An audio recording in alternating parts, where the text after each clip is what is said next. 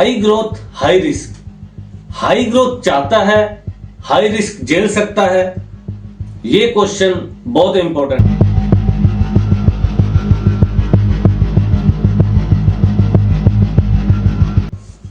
Growth stocks महंगे होते हैं, इसलिए थोड़ा भी खराब प्रदर्शन और तेज गिरावट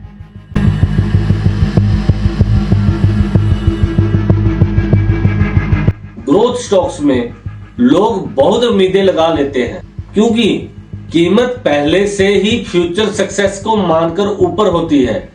सरल भाषा में अगर समझे तो जितनी ऊंची उम्मीद होगी उतनी तेज गिरावट का डर रहता है।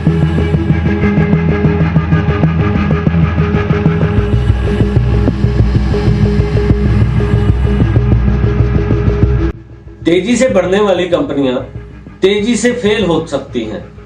ग्रोथ कंपनियां अक्सर नई टेक्नोलॉजी या बिजनेस मॉडल पर आधारित होती हैं, जैसे कि AI, artificial intelligence, EV, electrical vehicles, biotechnology और कई तरह के स्टार्टअप्स।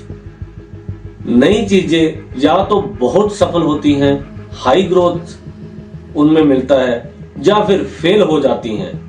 इसमें हाई रिस्क होता है।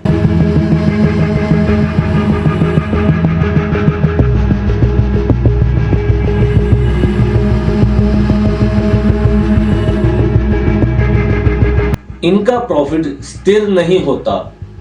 वोलेटिलिटी ज्यादा होने की वजह से बहुत सी ग्रोथ कंपनियां शुरुआत में ही नुकसान में होती हैं। कमाई अनस्टेबल होती है, कैश फ्लो कमजोर होता है, इसलिए शेयर बहुत ज्यादा ऊपर नीचे होता है।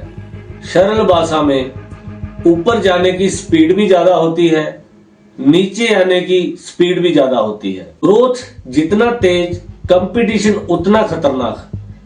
अगर एक कंपनी तेजी से बढ़ रही है तो कॉम्पिटिटर भी मार्केट में घुस आता है। कंपटीशन बढ़ेगा तो ग्रोथ धीमी होगी, ग्रोथ धीमी होगी तो शेयर सीधे गिरावट की वजह से एकदम से नीचे गिरेंगे।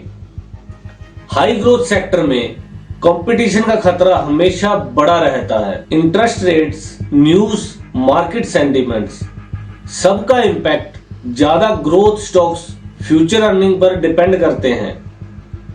इंटरेस्ट रेट बढ़ेगा, न्यूज नेगेटिव होगी तो फ्यूचर अर्निंग की वैल्यू गिरती है।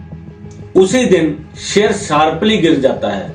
इसलिए कहते हैं हाई ग्रोथ स्टॉक्स भावनाओं पर चलते हैं और भावनाएं तेजी से बदलती हैं।